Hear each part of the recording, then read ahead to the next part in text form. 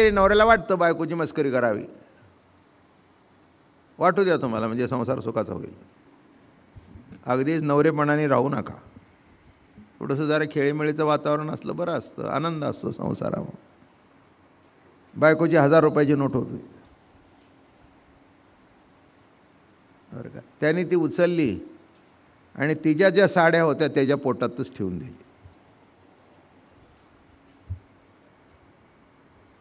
माझी नोट कुठे गेली, माझी नोट कुठे गेली, माझी नोट कुठे गेली, माझी नोट कुठे गेली.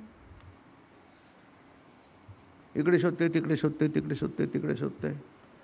हा निवांत बसलेला आहे आज पेपरमध्ये, फक्त अधूनमधून बघतोय तिथे. मग तिने वर खाली केलं तरी तिला सापडले नाही. असं करतो. आता तिची नोट तिला दिसली नाही, पण याला दिसली नाही का? माझं बोलणं कळलं का? हा जागचा न हालता बरोबर बघत होता. हां, मग तास 2 तास झाले, अशी वैतागली. 1000 रुपये गेले, 1000 रुपये गेले, 1000 रुपये गेले. काय साधी गोष्ट आहे का?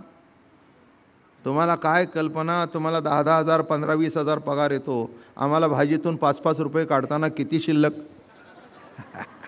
मी काय तुमची असं काय वाईट बोललं का तुमच्याबद्दल? नाही, असं काय मी काय निंदाबिंदा केली का? नाही. हां, पद्धतच असते.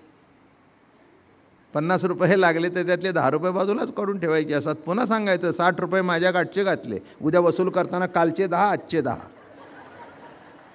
आणि अशा मेहनत करून साठवलेले 1000 रुपये.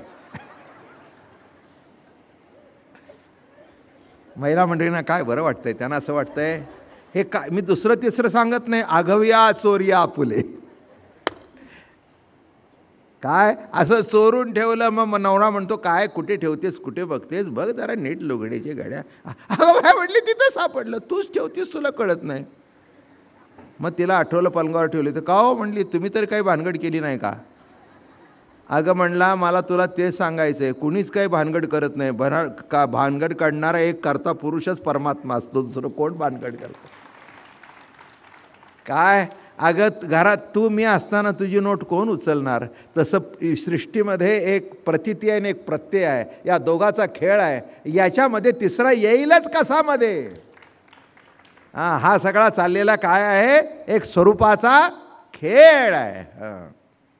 परमार्थ एवढ्या करताच करायचा की आपली नजर अशी ठेवावी की त्या नजर डोळे उघडल्यावर परमात्म्याचं दर्शन व्हावं, परमात्म्याची प्रेम प्रतीती व्हावी, असं चोख चोख शुद्ध दर्शन. म्हणून हे बघा, तो का दिसत नाही? हे तुमच्या डोळ्यावर पढळ येतं, अहंकाराचं, विकाराचं, द्वेषाचं, मत्सराचं. हे पढळ आल्यानंतर समोरचा देव दिसत नाही. करणार काय?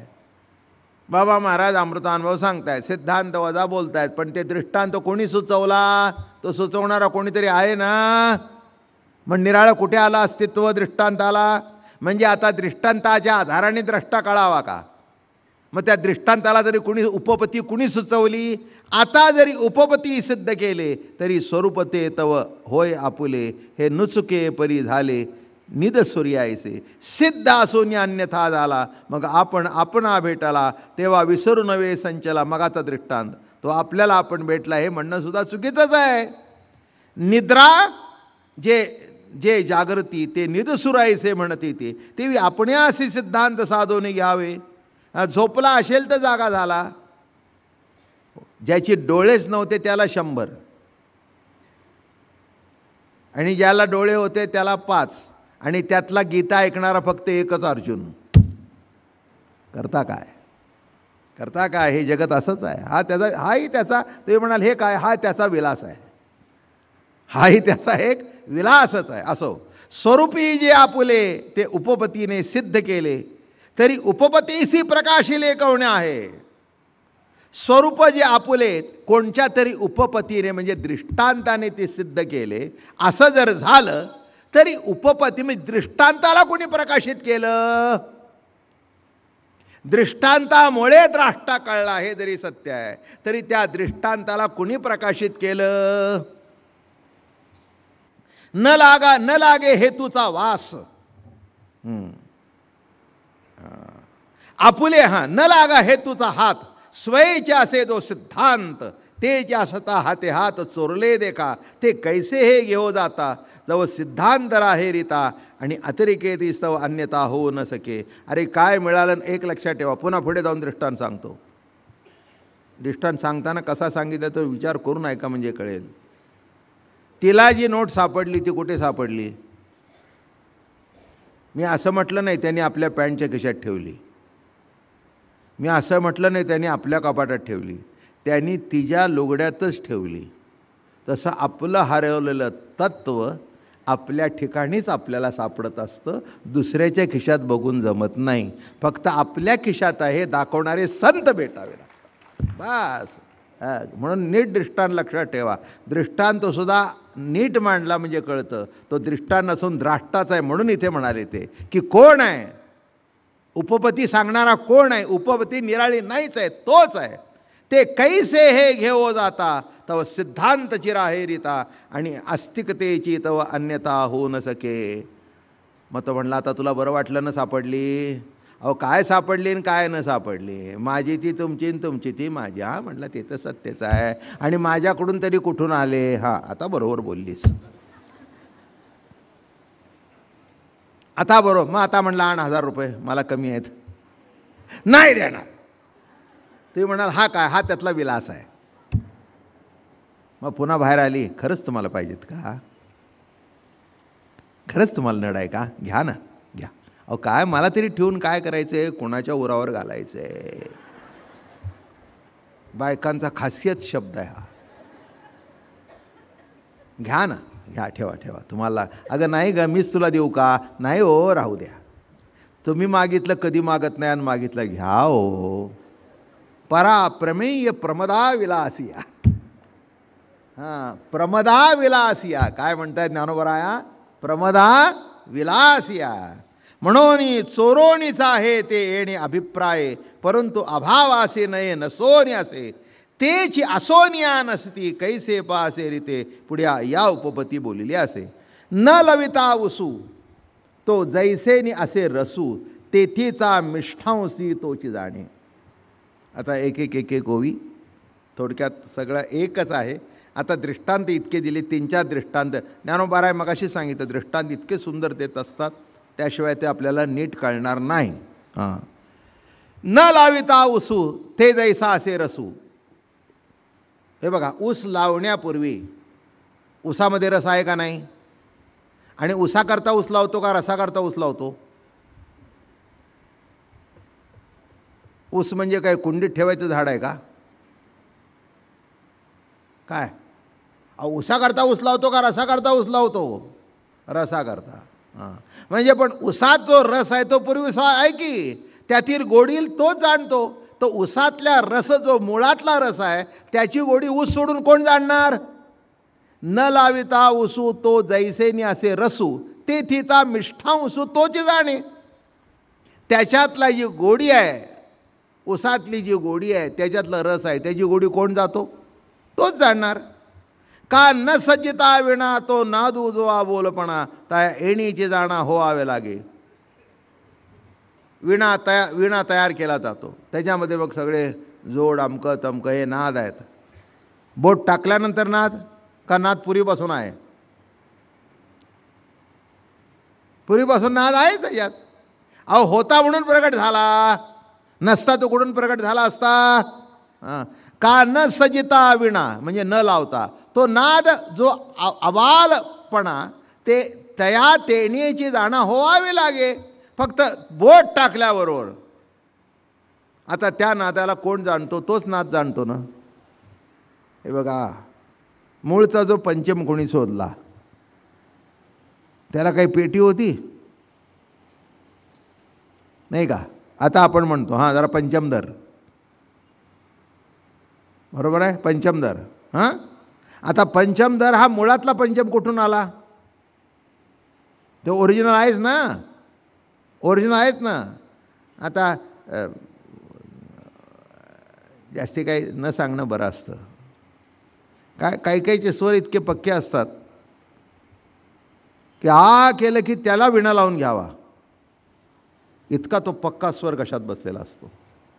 पेटीचं नाही, मग काही वेळेला पेटी जर कमी जास्ती असते तर तो सांगतो हां, ज्या अर्थी मला ताण पडते त्या अर्थी पेटी चढा स्वराची आहे. मग तोही म्हणतो खरंच आहे महाराज, एक स्वर चढ होता. काय आता इथे नाद कोण झाला? आ निर्माण झाला नाही, तो आ सुद्धा पंचम म्हणजे बरोबर तो निर्माण होतो.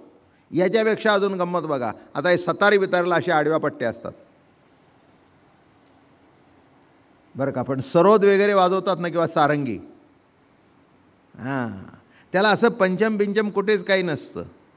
हां, मग ते नखानी बरोबर असं केलं की असं जेव्हा सुरू होतं असं इथे करतं, असं करतं. हां, मग त्याला ते बरोबर न कळता बोट तिथे नेमकं जातं. मी म्हटलं कसं काय, कसं काय? पेटीला तरी काय ते काही काही ज्याला कळत नाही ते असं बघून असं करतं. इथे असं नाही तसं नाही, घराला गेलं तर बोटं अडकतील त्या तारेमध्ये. पण असा जेव्हा एकदा मारला की नाही बो, की असं केलं की काय गंमत, हे कसं काय? हे बघा, एक तुम्हाला सांगतो गंमत म्हणून, मी चर्चा केली याच्याबद्दल. या बोटामध्ये सुद्धा मेंदू तयार होतो. जाणीवा म्हणजे ज्ञान, ज्ञान म्हणजे मेंदू. त्या नखाला सुद्धा कळतं की कुठे पंचम आहे म्हणून. असं किती जरी असं झालं की ते असं असं असं असं असं असं असं असं असं. मी म्हटलं काय गंमत आहे, काय गंमत आहे? म्हणला महाराज गंमत नाही, ही प्रॅक्टिस आहे. गंमत नाही, सुराची संगत आहे. तसं ज्ञानाची संगत म्हणजे अमृतानुभवाची प्रवचनं.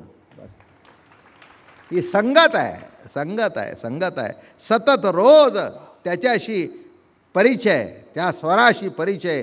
हे बघा, ओवी एक सांगू, तुम्ही ओवीला ओळखलं पाहिजे आणि कालांतराने अभ्यासाने ओवीने तुम्हाला ओळखलं पाहिजे. जेव्हा दोघांची ओळख होते तेव्हा ती प्रवचनं नीटनेटकी होतात. म्हणजे तुम्ही कधीही कुठे जरी इकडे तिकडे गेला तरी ती ओवी तुम्हाला सांगते असं सांग. पण ते उगीच कुणालाही सांगत नाही. सारंगी कुणाच्याही हातात देऊन वाजत नाही. त्या सारंगीचा रोज सहवास पाहिजे, तर साई ज्ञानाबाईचा रोज सहवास पाहिजे, रोज चिंतन पाहिजे. आणि ते अहंकारातून नको, माय बाप्पा आम्हाला कळू द्या, तुम्ही एवढं जे आमच्याकरता लिहिलं, तुमच्यात लाखो पट आहे, पण त्याचा एक अंश जरी आमच्याकरता प्रगट झाला तरी आमचं जीवन सुफळ होईल. काय जागाच आहे, त्याला झोपला होता किंवा जागा झाला हे म्हणण्याची काही गरजच नाही. जागाच आहे, जागाच आहे. आता बाबा मला प्रवचन चालू आहे, जागाच आहे. नाही मी काय, मी म्हणायची गरज आहे का मी जागेपणात प्रवचन करतोय? काय जागेपणात मी प्रवचन करतोय हे म्हणणं म्हणजे त्या जागेपणाला लावलेला बट्टा आहे. तसं सर्व मात्र हे स्वरूप असल्या कारणाने त्याला स्वरूप आहे हे म्हणणं हा त्याला लावणं डाग आहे, डाग आहे त्याला. तेथे जो जो सिद्धांत येजे तो निरसुर ऐसे जाणजे, स्वरूप सिद्धांत आणि जायचे नाही. जर काही झोप आहे समजा, स्वरूपाच्या ठिकाणी सिद्धांत तो सिद्धांत आहे. आपुली ये ठाई आपण आई असे आपण चोरून आता येथे काय शून्य म्हणून ये पा. त्याला शून्य म्हणायचं नाही, आपणच आपल्याला चोरून राहिलो आहे. हे बघा, जगाला कळलं नाही पण आपण आपल्याला कळत नाही का? चला एक दृष्टांत. म्हणजे मला पुन्हा तुम्ही म्हणाल इथे उपपत्ती खंडन झालं आहे, मी तुम्हाला पुन्हा दृष्टांत कशाकरता देतो आहे? कळण्याकरता एवढंच. पण तेच आहे. एक लहान पोर आणि घरात आई वडिलांना फसवण्याकरता एका कोपऱ्यात पलंगाखाली असं लपून बसला अंधारात. ते पोर लपून बसलं. आईने शोधलं, वडिलांनी शोधलं, ते कलमाच्या खाली वाकून बघितलं, ते चादर होती पण अंधार होता, दिसलं नाही. आता कोणालाही त्याचा पत्ता लागला नाही, पण त्या पोराला माहीत नव्हतं का मी लपलोय ते. त्याला माहिती होतं ना मी लपलोय ते. हां, तसं कुणालाही जे कळलं नाही तर आत्मसत्ता आहे ती तिलाही माहिती आहे ना. मग ते अज्ञान आहे का ज्ञान आहे? ते लपली आहे का उघड आहे? तिला तर माहिती आहे ना. म्हणतो आई, अरे चोरा आगविया चोरिया आपुले. आई मी इथे आहे. अरे तो आम्हाला दिसला नाही. मग आईला दिसला नाही, वडिलाला दिसला नाही, ठीक आहे, पण तुला कळला नाही का? तसं इथे काय म्हणतात बघा, स्वतःची जे की सिद्ध तया काय धोतिलेश निखळ सच्चिदानंद न सोनी आहे ते आहे, त्याला आपुले आपण ग्रहण न करीत आई से जे जाण. म्हणून हेतू वीन चोरिले असे न लागू हेतूचा हात, स्वयची असे जो सिद्धांत तेची असता हाते हात चोरले दे का. अरे काय सांगतो, कसलं चोरलं, त्याला कल्पनाच आहे. हां, एखादी आपण गोष्ट लपवून ठेवतो, बरोबर आहे ना. दुसऱ्याला कोणाला माहिती नाही, पण आपल्याला माहिती नाही का आपण लपवली आहे ती. कोणाला माहिती नाही. हां, पण आपल्याला माहिती नाही का आपण लपवली आहे ती. ती लपलेली असताना सुद्धा आपल्याला दिसते.